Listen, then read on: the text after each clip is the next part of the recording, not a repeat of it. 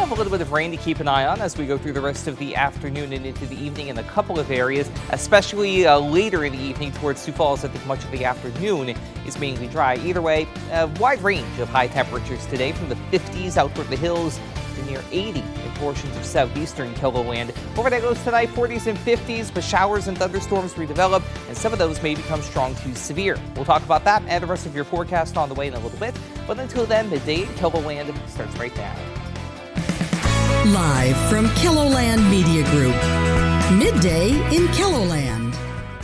Supporting families of military members and first responders, how you can get involved and help raise money for scholarships. And overnight, the president of Iran is declared dead after his helicopter crashed. What this means just ahead. Good afternoon and thanks for having us in. Drugs in South Dakota communities, especially on reservations, have Governor Kristi Noem's attention. She talked about it at a news conference on Friday and at a political event in California over the weekend. Today, we have an interview with someone with extensive experience in law enforcement.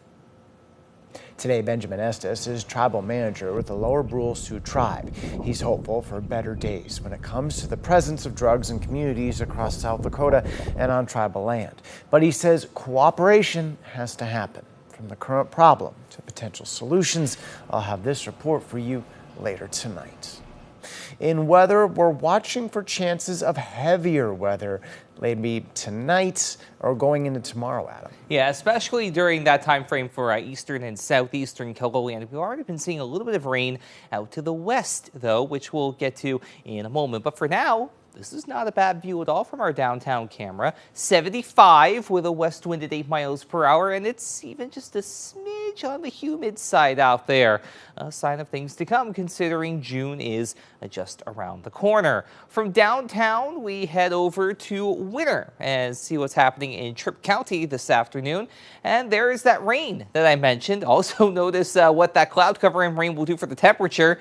It's 53 in Winter with a northwest wind at 16 miles per hour. So quite the spread, depending on where we have cloud cover and rain, like Pierre, for example, at 55, or Phillip following suit, Mobridge at 60 with Chamberlain, and where we don't, like Spencer, already at the 80-degree mark. 72 in Worthington, 71 for Yankton, 61 in Aberdeen, 51 over in Faith, and 50 one of the cool spots over towards Spearfish, even Pine Ridge getting down to 48 right now. Winds are largely out of the north by northwest, around 10 to 15 miles per hour in many locations, but it's going to get windy for the day on Tuesday, and it's also going to get rather soggy as well. There's the rain on satellite and radar that you'll see in just a moment, where we have those showers and maybe a rumble of thunder or two southwest of Pierre near the Huron area as well. But overall, this is just more rain than anything else, and that's extending in a broken line from Aberdeen south and west into the panhandle of Nebraska.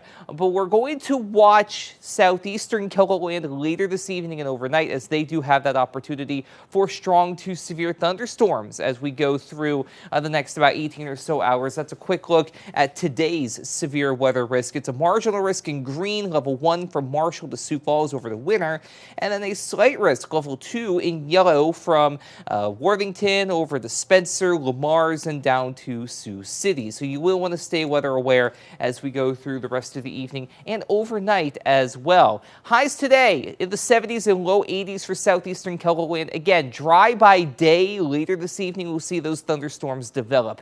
And to the northeast, again, mainly dry by day, but cooler, 60s and low 70s for highs up your way. Out west, we get a little bit of everything. 50s toward the hills, 70 toward Chamberlain, and then 60s in between. We'll talk about that Tuesday potential for unsettled weather and the rest of your 7-day forecast coming up in a bit. Sounds good. Thank you, Adam. Folds of Honor is a national organization and got its start in South Dakota in 2020.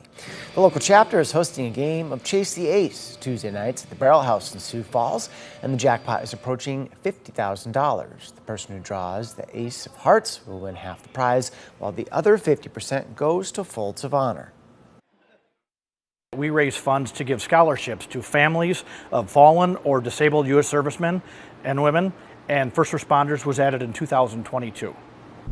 The drawing is tomorrow night at the Barrel House in Sioux Falls. Tickets are available online. They'll also be sold from 6 to 8 p.m. at the Barrel House, with the drawing to follow.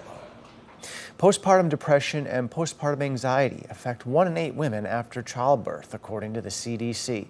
That's why healthcare providers are hoping to raise awareness about the issue.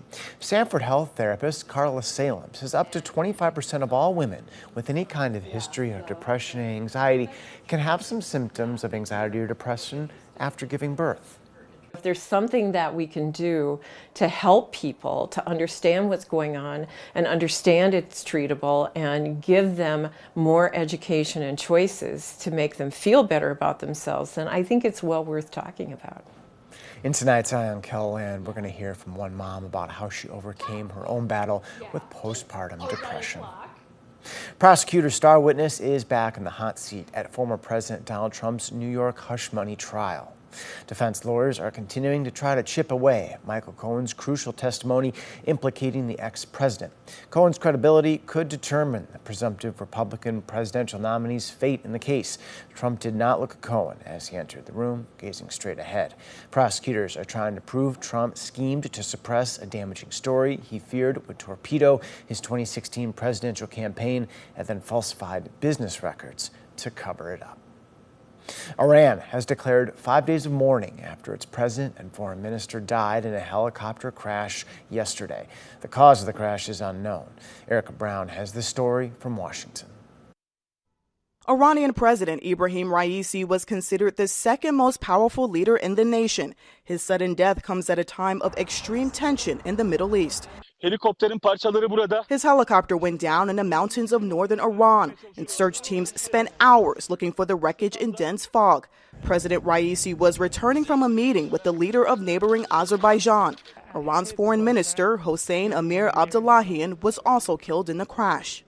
Iran's cabinet said the hardworking president had been martyred, vowing the government would operate without the slightest disruption. The crash comes with Iran and Israel engaged in a so-called shadow war. Last month, Iran launched drone and missile attacks against Israel.